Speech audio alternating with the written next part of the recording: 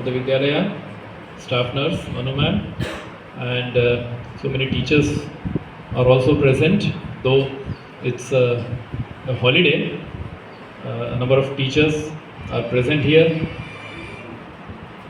and I'm sure with the kind of speeches, the information given, and the skit performed, you must have got the message. Message मिला है? अभी आप yes बोल रहे थे बहुत जोर से. मैसेज मिला है? मैं कई बार कहता हूं कि हम यस सर बहुत जोर से बोलते. जूनियर बच्चे पता ही नहीं चलता है, पता ही नहीं रहता है कि इधर हो क्या रहा है. बस ये देखते रहते हैं कुछ पूछा है यस सर बोलना है, इतना ही पता है हमें. सो बी अटेंटिव रहना चाहिए. जैसे शुरुआत में ही आपको बताया गया है कि program is for you. Program आप लोगों के लिए है. World health day is celebrated to create awareness about the importance of good health. It's clear now, है ना. और बहुत सारी बातें बताइए आपको. Physical health, mental health, emotional health. We all only think that health means physical health. और वो भी हमारे समाज में तो आप लोगों ने देखा होगा, हेल्दी होना मतलब क्या है? हेल्दी होना मतलब क्या है? अच्छा, मोटा होना, मोटा तगड़ा होना, राइट. बच्चों को यही बोलते हैं. देखो कितना, अगर स्लिम हो गए, कोई जिम कर रहा है, एक्सरसाइज कर रहा है, अपने आप को फिट रखता है, तब भी घर वाले बोलते हैं पतला हो गया, दुबला हो गया, है ना. फिर मैं तो बहुत दिनों से बीमार नहीं हुआ हूँ इसलिए मैं हेल्दी हूँ, है ना. ये भी एक सोच है. तो अभी किसी ने डेफिनेशन भी बताई थी हेल्थ की. क्या बताई थी? हेल्थ की डेफिनेशन भी बताई थी. अच्छा, हेल्दी होना मतलब क्या है? किसने बताया था ना? जिसने बताया उसको छोड़ के बाकी किसको पता है? जिसने बताया उसको छोड़ के बाकी किसको पता है? पता है?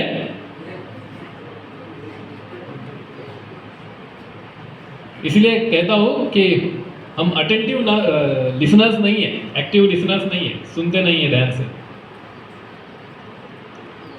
So it's a state of being physically, mentally, emotionally fit, है ना.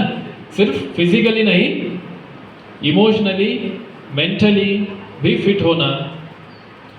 बहुत सारी बातें बहुत बार आप लोगों से असेंबली में बात होती है कि मेस में बना हुआ खाना खाइए, आपके घर से लाया हुआ ममरा फ्राइड चीज़ें मत खाइए, खास करके सुबह सुबह मत खाइए, लेट नाइट मत खाइए. Because these are the things. हमारी ईटिंग हैबिट्स जो है, हमारी फूड हैबिट्स जो है, वो हमारी फिजिकल हेल्थ के लिए काफ़ी हद तक रिस्पॉन्सिबल है. पानी कितना पीना चाहिए, कब पीना चाहिए, ये सारी बातें हमारी फिजिकल हेल्थ को डिफाइन करती है, या फिर उसको हमें मेंटेन करने में, अच्छी हेल्थ रखने में मदद करती है. आप लोगों ने देखा होगा कोविड में जो एडवांस्ड कंट्रीज है, एडवांस्ड नेशंस है, जहाँ पर हेल्थ फैसिलिटीज़ काफ़ी अच्छी है, वहाँ पर भी बहुत सारी डेथ हुई. कंपैरेटिवली इंडिया में कम हुई. और इसके लिए एक फैक्टर ये है, एक फैक्टर बहुत सारे हो सकते हैं, उसमें से एक फैक्टर ये भी है कि हमारा जो मिडिल क्लास है इंडिया में, जो मेजॉरिटी में है, वो अभी भी होममेड फूड, फ्रेश फूड खाने में बिलीव करता है. लगभग हम सबके घर में सुबह शाम खाना बनता है, फ्रेश खाना बनता है, और वो हम खाते हैं. जबकि वेस्टर्न कंट्रीज में आप लोगों ने देखा होगा baked food, stored food, frozen food वो ज़्यादा खाते हैं. फिर मैदा ज़्यादा खाते हैं, बेकरी प्रोडक्ट्स. कल ही मैंने बताया था मैदा बहुत ज़्यादा होता है. But we Indians still believe in homemade foods. तो उस तरह से हमारी फूड हैबिट्स अच्छी है, लेकिन आजकल वो खराब होती जा रही है. हम अभी घर का खाना कम खाते हैं, बाहर का खाना ज़्यादा पसंद करते हैं, बेकरी के आइटम्स हमारे घर में ज़्यादा यूज़ होते हैं, खास करके शहरों में। तो एडवांसमेंट के साथ साथ हम हमारी फूड हैबिट्स को खराब कर रहे हैं और अल्टीमेटली हमारी हेल्थ को भी खराब कर रहे हैं। इसीलिए मेस मीटिंग्स में जब भी हमारे पास कुछ सजेशंस आते हैं, सर पिछली बार एक सजेशन आया था, वो क्या छोले भटूरे चाहिए सर,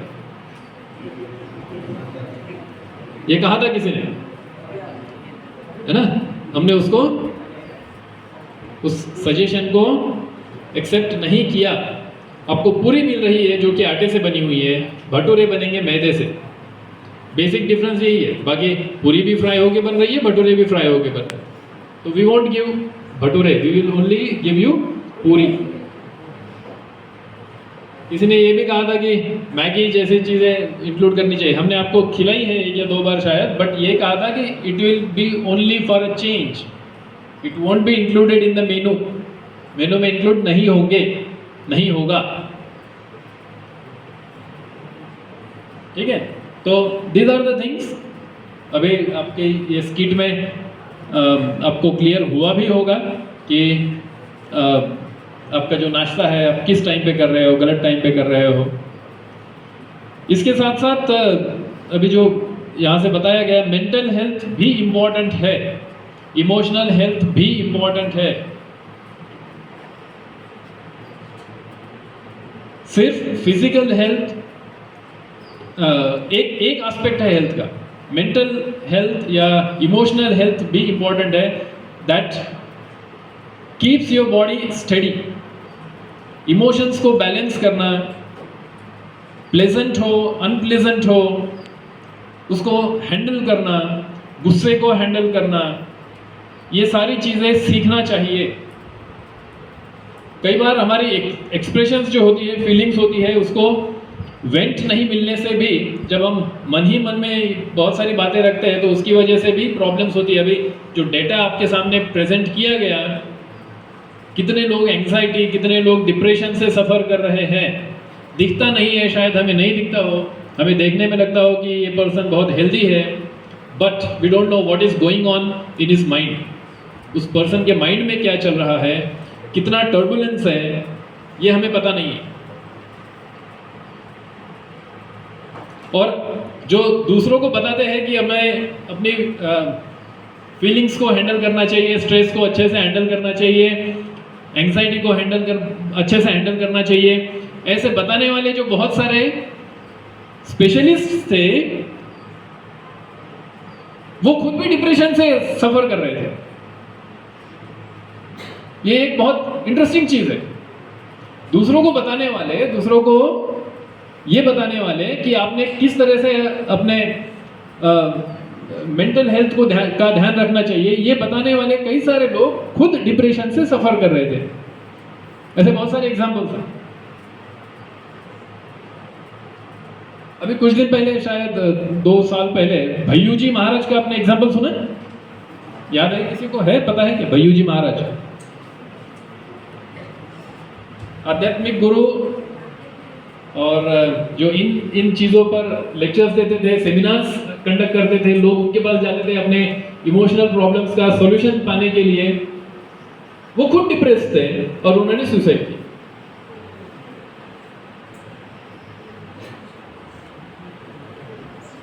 इसका मतलब ये है कि ये प्रॉब्लम्स किसी को भी हो सकती है।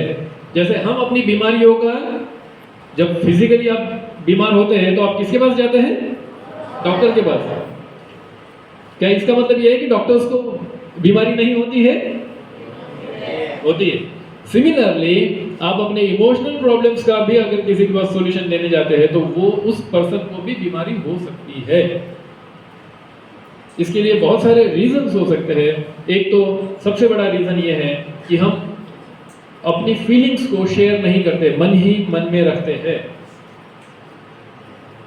तो अपनी फीलिंग्स को दूसरों के साथ शेयर करना, दूसरों के साथ इन द सेंस जो आप मानते हैं कि आपकी प्रॉब्लम्स को सुन सकता है, समझ सकता है, ऐसे व्यक्ति के पास जाना जरूरी है, जाना चाहिए। आपके टीचर्स हो सकते हैं, आपके पेरेंट्स हो सकते हैं, काउंसलर्स हो सकते हैं। अब कई बार लोग ये मानते हैं कि काउंसलर्स के पास जाना, हमारी सोसाइटी में अभी प्रिया ने बताया उसके स्पीच में कि काउंसलर्स के पास, साइकेट्रिस्ट्स के पास लोग जाना नहीं चाहते। तो मानते हैं कि उनके पास जाना मतलब बीमार है, ये क्या पागल है। एक स्टैंप लग जाता है कि he is suffering from mental disorders, ये पागल है, लूनेटिक है। जैसे आपकी फिजिकल बीमारी को ठीक करने के लिए आप डॉक्टर के पास जाते हैं, मेंटल बीमारी को ठीक करने के लिए, इमोशनल टर्बुलेंस को ठीक करने के लिए भी आपको किसी की मदद लेनी पड़ सकती है, उसमें कोई गलत नहीं है और वो ठीक हो सकता है। अगर आप उसको टाइम से ट्रीट करें, टाइम से किसी का काउंसिल ले, किसी का एडवाइस ले, तो वो ठीक हो सकते हैं। अगर वो आपके दिमाग में ही रहे, आप फिर उसको और ज़्यादा फर्टिलाइजर्स देते रहे, न्यूट्रिएंट्स देते रहे, क्योंकि सोच सोच के बहुत बार हम छोटी सी प्रॉब्लम को बड़ा बना देते हैं। कई बार मिसअंडरस्टैंडिंग्स हो जाती है, हम अपने आप ही कुछ सोच के उसको बहुत बड़ा बना लेते हैं, किसी के साथ शेयर नहीं करते हैं। अगर करते हैं तो हो सकता है आप पीयर्स में, आप आपस में शेयर करते हैं, आपके जो फ्रेंड है वो उतने ही इग्नोरेंट है जितने कि आप हैं, और दोनों मिलकर उस प्रॉब्लम को और बड़ा बनाते हैं छोटा करने की वजह।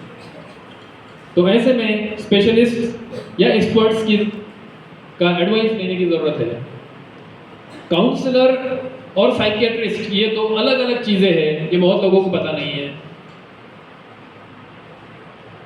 साइकियाट्रिस्ट आपको ट्रीटमेंट देते हैं मेंटल प्रॉब्लम्स के लिए, उसमें अलग अलग तरह की ट्रीटमेंट, मेडिसिन भी हो सकती है, कुछ थेरेपीज हो सकती है, बट काउंसलर्स जनरली ये नहीं करते हैं।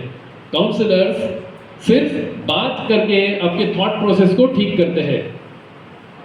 काउंसलर्स के पास जाना कोई गलत नहीं है, साइकियाट्रिस्ट के पास जाना गलत नहीं है, बट हमारी सोसाइटी में ये टैबू है, लोग बुरा मानते हैं, साइकियाट्रिस्ट के पास नहीं जाना चाहते। अगर कोई किसी को बोले भी आप काउंसलर की मदद ले या साइकियाट्रिस्ट के पास, क्यों, मैं क्या बीमार हूँ क्या, मेंटली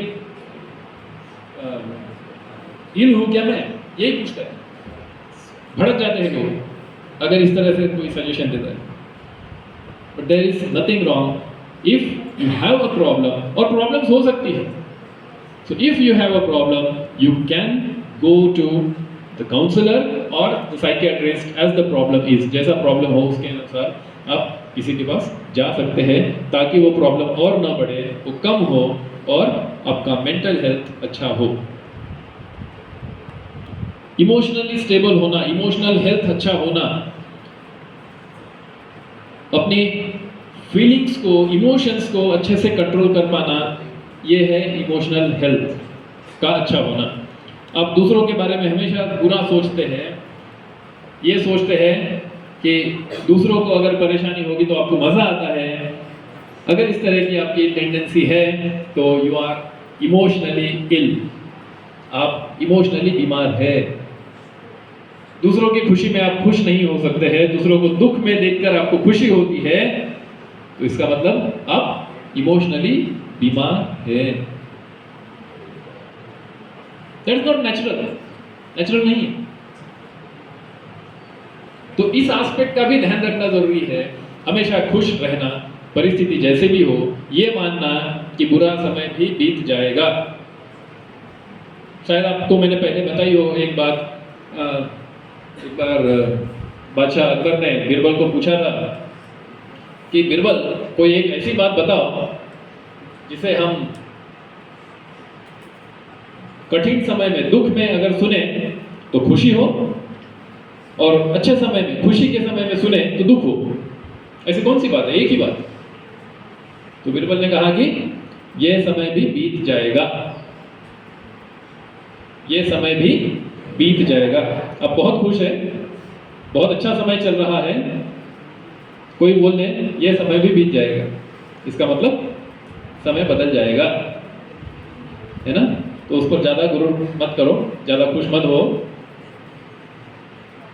और अगर बहुत बुरा समय चल रहा है तब भी निराश होने की जरूरत नहीं है। कोई अगर आपको ये कह दे ये समय भी बीत जाएगा, ये भी समय भी बदल जाएगा, तब आप खुश हो जाएंगे।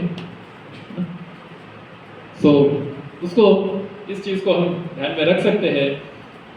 जैसा भी समय है उसमें अपने आप को स्टेबल रख सकते हैं, बैलेंस्ड रख सकते हैं, एक दूसरे को कोऑपरेट कर सकते हैं, एक दूसरे को हेल्प कर सकते हैं बुरे समय या बुरी टाइम को के साथ डील करने में।